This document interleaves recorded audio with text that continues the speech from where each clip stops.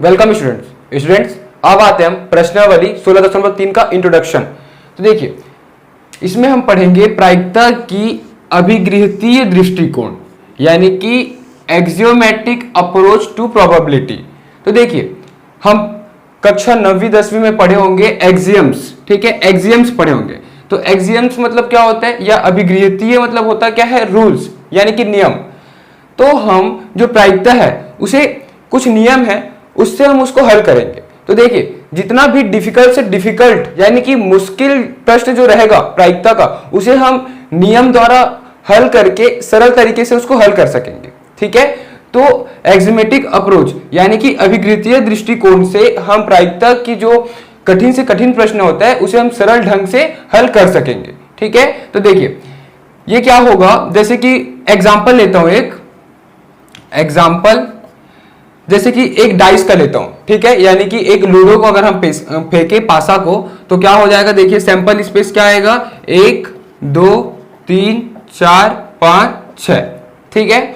अब अगर मैं पूछ दिया कि इसमें 2 आने की प्रोबेबिलिटी प्रायिकता क्या है, तो इसमें 2 सिर्फ एक ही बार आ सकता है, ठीक है। 2 आने की प्रायिकता क्या हो जाएगा, 1/, क्या हो जाएगा, कितना है चांसेस, 6 है टोटल, तो पूरा 6 है, तो 1/6 हो जाएगा एक आने का चांस। वैसे ही अगर 4 आने का, तो 4 भी एक ही है, तो 1/6 हो जाएगा। ये 6 में से एक बार 4 है, तो 6 में से एक बार 4 यानी कि 1/6 हो जाएगा। समझ में आया। अब वैसे ही अगर मैं बोल दिया कि सम संख्या आने का प्रायिकता बताइए, तो सम संख्या कौन कौन सा है, 2 4 6, तो 3 संख्या ऐसा है इसमें जो सम है, तो 3 आ जाएगा ऊपर में। टोटल कितना दिया हुआ है, 6, तो 1 से लेकर 6 यानी कि 6, तो 3 और ये कट जाएगा, 1/2, 1/2 हो जाएगा इसका प्रायिकता सम संख्या आने का। तो समझ में आया। अब देखिए, इससे हम एक फॉर्मूला बना सकते हैं, और ये फॉर्मूला मैं प्रश्नावली 16.1 के इंट्रोडक्शन वीडियो में बताया भी हूं।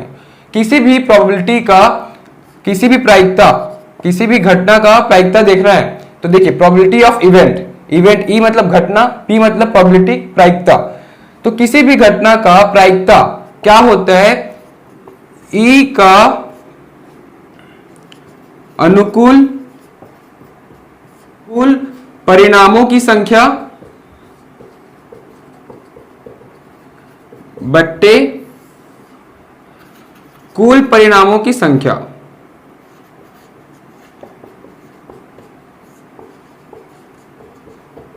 या लिख सकते हैं कुल संभावित परिणामों की संख्या। देखिए, ये जो ई का अनुकूल परिणाम है, जैसे कि एक एग्जांपल से मैं बता चुका हूं, एक विषम का एग्जांपल ले लेता हूं। इस सैंपल स्पेस में, इस प्रादर्श समष्टि में अगर विषम संख्या का, तो 1 3 5 ये 3 संख्या है, तो 3 संख्या ऐसा है जो विषम है। टोटल कितना है, कुल परिणाम क्या हो सकते हैं, देखिए कुल परिणाम की संख्या क्या है, 1 से लेकर 6 तक यानी कि 6। तो देखिए, ये जो 3 है वो अनुकूल परिणाम था, यानी कि वो विषम संख्या था, तो इसको हम m से डिनोट कर सकते हैं, ठीक है। और कुल परिणाम यानी कि टोटल कितना था, 6, तो उसे हम n से डिनोट करते हैं, तो m/n हम ये लिखते हैं, जिसमें m क्या है, e का अनुकूल परिणामों की संख्या और n कुल परिणामों की संख्या, ठीक है। तो ये सूत्र हो जाएगा प्रोबेबिलिटी ऑफ इवेंट, किसी घटना की प्रायिकता का सूत्र हो जाएगा e का अनुकूल परिणामों की संख्या बट्टे कुल परिणामों की संख्या, जिसे हम m/n से डिनोट करेंगे। ये तो हो गया प्रायिकता का सूत्र। अब देखते हैं कुछ नियम। तो देखिए, इसका 3 नियम होगा मुख्य रूप से। पहला क्या होगा, देखिए ये जो प्रोबेबिलिटी है प्रायिकता, इसका जो मान है वो 0 से लेकर 1 के बीच होता है, ठीक है। तो 0 से बराबर या 0 से बड़ा हो सकता है प्रायिकता, या 1 से बराबर या 1 से छोटा। तो हम इस तरीके से लिख सकते हैं, देखिए जो प्रायिकता का मान है वो 0 से बड़ा या बराबर, या फिर 1 से बराबर या छोटा होगा। इसका मतलब 0 से लेकर 1 के बीच प्रायिकता का मान आएगा। अब देखते हैं दूसरा। देखिए, इसका मतलब होता क्या है, अगर एक एग्जांपल अभी मैं लिया था, सम और विषम संख्या का लिया था, ठीक है, विषम संख्या का भी लिया था, क्या आया था, 3/6, जो कि 1/2 हो गया था। 1/2 होता क्या है, 0.5, यही होता है 0.5। तो 0.5 0 और 1 के बीच में आता है, ठीक है, 0 और 1 के बीच में 0.5 आएगा। तो किसी भी प्रोबेबिलिटी प्रायिकता का अगर मैं मान निकालूं तो 0 से लेकर 1 के बीच आएगा, ठीक है। ये हो गया पहला नियम। दूसरा देखिए, अगर एक एग्जांपल लेता हूं, एक सैंपल स्पेस के अंदर सपोज जैसे कि इसमें 1 2 3 4 5 6 इतना एलिमेंट्स है, अवयव है। इसमें मैं लेट सपोज कि x1 x2 x3 ये xn तक का है अवयव, ठीक है, समझ में आया। इसमें 6 अवयव है, इसमें कुछ भी कितना भी हो सकता है, तो xn में मानकर चलता हूं, x1 से xn तक। तो देखिए इसमें क्या होता है कि जो प्रोबेबिलिटी प्रायिकता x1 का धन x2 का, ये पूरा प्रायिकता xn तक का अगर मैं सबका योग करूं तो बराबर 1 के बराबर होता है। समझ में आया। देखिए जैसे कि इसमें 1 2 3 4 5 6 है, एक आने की प्रायिकता क्या है, तो देखिए प्रोबेबिलिटी ऑफ 1, एक आने की प्रायिकता क्या है 1/6। वैसे 2 आने का क्या है 1/6, 3 आने का भी 1/6 है, 6 आने का भी 1/6 है, क्योंकि देखिए ये सब में 6 तो एक ही बार है, इसका मतलब 6 एक ही बार आ सकता है। और चांसेस क्या है हमारे पास, कुल परिणामों की संख्या क्या है 6, तो 1/6, तो ऐसा सभी का 1/6 आ रहा है। तो सभी को जब मैं जोड़ूंगा आपस में, जैसे कि 1 आने का, 2 आने का, 3 आने का प्रायिकता को सबको जोड़ूंगा, x1 आने का प्रायिकता, x2 आने का प्रायिकता, वैसे पूरा xn आने का प्रायिकता, ये सब को जब मैं जोड़ूंगा योग करूंगा तो 1 के बराबर होगा। ठीक है, इसमें भी आप लोग करके देख लेना। ये 1/6 धन 1/6 ये हम कहां तक करेंगे, तो ये पूरा 6 अवयव है, तो अगर इसको 6 बार मैं जोड़ूंगा, ठीक है 1/6 को, तो इसका मान आएगा 1, 6/6 हो जाएगा, जिस जो कट के क्या हो जाएगा 1, तो 1 बराबर होगा इससे। ठीक है, समझ में आया। तो ये हो गया दूसरा रूल, दूसरा नियम। अब देखते हैं तीसरा। देखिए जैसे कि हमें 1 का प्रायिकता निकालना होगा, तो क्या हो जाएगा 1/6, लेकिन अगर किसी दो चीज का एक साथ निकालना है, तो मतलब अगर प्रश्न में यह पूछ दिया गया कि हमें प्रायिकता बताइए 1 और 2 आने का, ठीक है 1 और 2, यानी कि दोनों का एक साथ प्रायिकता पूछ दिया, तो क्या हो सकता है 1 और 2 आने का, तो ये हो जाएगा 2,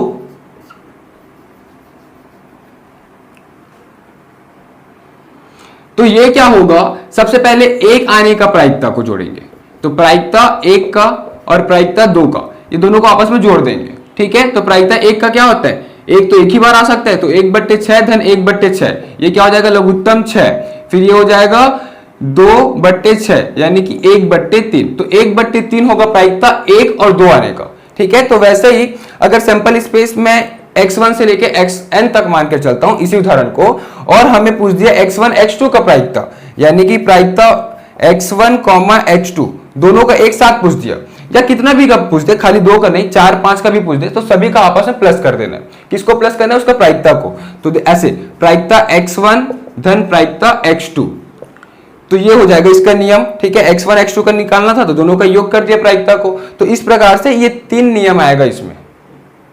अब देखते हैं घटना A या B की प्रायिकता। देखिए A या B दिया हुआ है, मैं आपको बता चुका हूं कि जब या लगता है मतलब यूनियन ऑपरेशन, यानी कि सम्मिलन लगता है। ठीक है, तो ये बेसिकली है क्या, A यूनियन B, इसका हमें प्रायिकता निकालना है। ठीक है, तो देखिए एक सबसे पहले एक एग्जांपल समझाता हूं आपको। सैंपल है, ठीक है, सैंपल स्पेस है जिसके अंदर 1 2 3 4 5 6 ये सभी अवयव है। A और B चाहिए होगा हमें, तो A और B लेट सपोज जैसे कि एक में 1 2 3 दिया हुआ है और B में 2 3 4, सपोज ये दिया हुआ है। ठीक है, ये समुच्चय A समुच्चय B हो गया। अब देखिए हमें किसका प्रोबेबिलिटी निकालना है, प्रायिकता A या B, यानी कि A यूनियन B, A सम्मिलन B का, तो क्या हो जाएगा देखिए प्रोबेबिलिटी किसका, A यूनियन B का, तो उससे पहले हमें A यूनियन B निकालना होगा। ठीक है, तो हमें तो पता है A यूनियन B निकालना, हम पढ़ चुके हैं, तो A यूनियन B, A और B का सम्मिलन कर देंगे, तो A और B का जब सम्मिलन करेंगे तो क्या हो जाएगा, देखिए सम्मिलन में क्या होता है सब आपस में जुड़ जाते हैं, तो क्या हो जाएगा देखिए 1 2 3, 2 3 तो आ चुका है 4, तो ये हो गया A यूनियन B। ठीक है, अभी यहाँ सैंपल स्पेस काम नहीं आएगा, सैंपल स्पेस कब काम आएगा, जब हम इंटरसेक्शन निकालेंगे, सर्वनिष्ठ निकालेंगे तब। तो देखिए, तो ठीक है यहां तक समझ आया। अब देखिए A यूनियन B तो निकाल लिए, हमें क्या निकालना है, प्रोबेबिलिटी प्रायिकता किसका, A सम्मिलन B का, तो इसका सूत्र क्या हो जाएगा, जो A सम्मिलन B में जितना अवयव है उसकी संख्या बट्टे जितना हमारे पास सैंपल स्पेस में है उसका संख्या। तो देखिए A यूनियन B में कितने हैं, 1 2 3 4, 4 संख्या है, तो 4 आ जाएगा। अब देखिए सैंपल स्पेस यानी कि टोटल परिणामों की संख्या कितना हो सकता था, 1 2 3 4 5 6, तो ये हो जाएगा 6।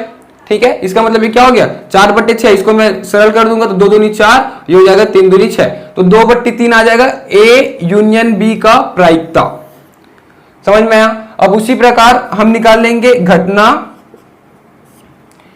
ए और बी, तो ए और बी की प्रायिकता, इसका मतलब क्या हो जाएगा, ए और बी, और यूज हुआ है यहां पे, इसका मतलब इंटरसेक्शन सर्वनिष्ठ, तो ए सर्वनिष्ठ बी, इसका हमें प्रायिकता निकालना है।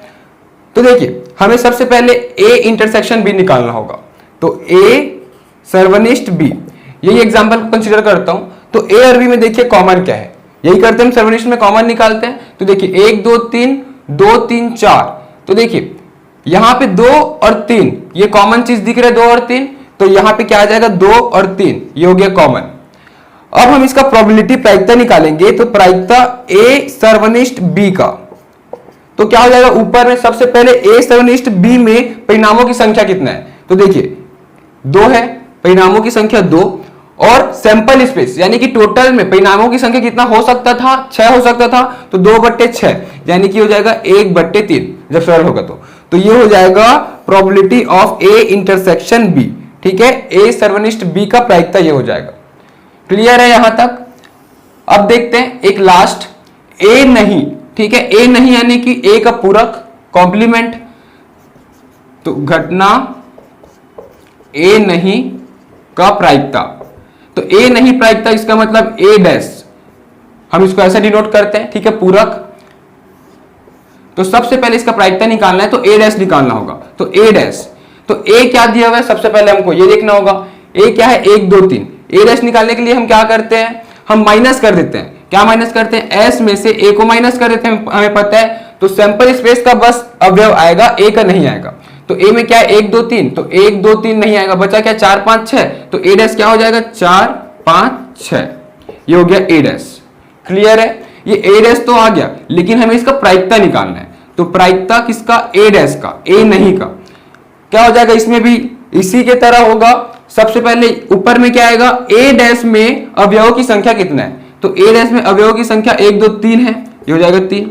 अब बट्टे में क्या होगा, सभी की तरह सैंपल स्पेस में कितना अवयव था, तो सैंपल स्पेस में कितना अवयव था 6, तो 3/6 यानी कि हो जाएगा 1/2, तो ए डैश का प्रायिकता क्या हो जाएगा 1/2। तो क्लियर है, तो इस प्रकार से इस तीनों का प्रायिकता हम निकाल सकेंगे।